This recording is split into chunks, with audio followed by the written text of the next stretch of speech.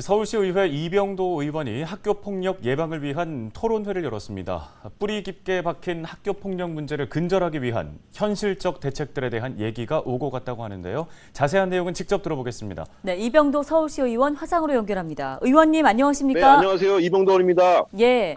자, 이번 토론의 주요 내용이 궁금한데요. 특히 학교폭력 예방과 관련해 가장 중요한 논점은 무엇이었습니까?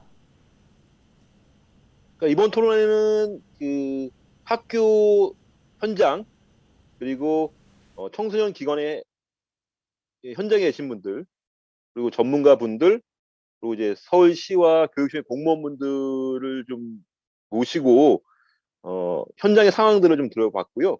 그리고 이제 그 각각의 기관들의 입장들도 들어봤습니다. 그리고 이제 현재 정부의 학교 폭력 정책의 방향들 이런 것들 좀 공유했고요. 그리고 중요한 것은 이제 그 청소년들이 뭔가 좀 안전하고 건강하게 성장할 수 있는 환경을 조성하는 것이 필요하다. 이런 관점에서 좀 학교 폭력이라는 것을 바라볼 필요가 있다라는 것이었고요. 그래서 이제 결국 학교의 노력뿐만 아니라 우리 뭐 가정이라던가 또 지역사회, 지자체의 노력들이 함께 필요하다. 뭐 이런 것들이 주된 논점이었습니다. 네. 네, 이 학교폭력 피해자들에 대한 대처에도 좀 체계가 필요하다는 생각이 드는데요. 이들의 회복을 지원하기 위한 방법들에 대한 논의도 좀 오고 갔습니까? 네, 그 부분 참 중요한 문제라고 생각하고요. 그래서 이제 일상으로 복귀하는 것이 진정한 회복이다라는 말이 있습니다.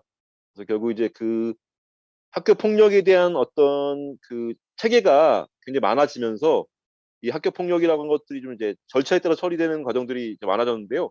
물론 그게 장점도 있지만 이 사건 처리라고 하는 것들 중심으로 보기보다는 그런 회복 지원을 통해서 일상으로 복귀할 수 있도록 또 더 나아가서는 안전하고 건강하게 성장할 수 있도록 돕는 것이 굉장히 중요하다는 말씀들을 많이 해주셨고요.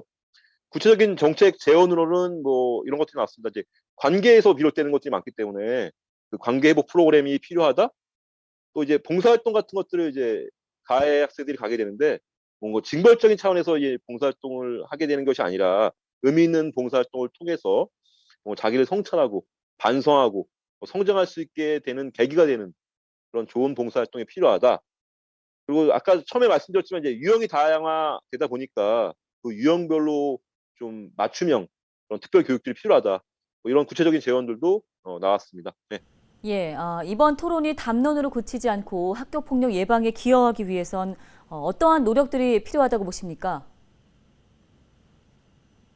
우선 이제 저 같은 경우에는 이제 그 후속 조치를 이제 어떤 조례 제정 이런 것들을 이제 해서 이번에 이제 어떤 저희 서울시의회 정내에서 다뤄지게 될 텐데요. 어떤 조례 제정, 지역에서 이제 좀 더 구체적으로 지역의 상황과 지역에서 필요한 것들은 무엇일까라고 하는 이제 후속 토론회 같은 것도 계획되고 있고요.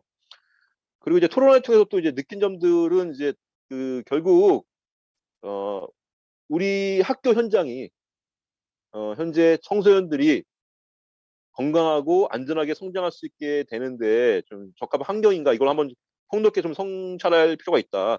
그러니까 뭔가 좀 경쟁적인 사회 분위기, 그로 인한 학교의 어떤 그런 그 분위기 속에서 뭐 이제 공동체 교육이라던가 인성 교육 같은 것들이 좀 잘 이루어질 수 있는 상황인가, 학생들이 좋은 그런 사회적인 관계를 형성할 수 있게 하는 분위기인가, 이런 것들도 한번 폭넓게 성찰해보고 그런 것들이 가능하게끔 개선하는 것들도 좀 이제 장기적인 차원에서 필요한 것이라고 생각했습니다. 네.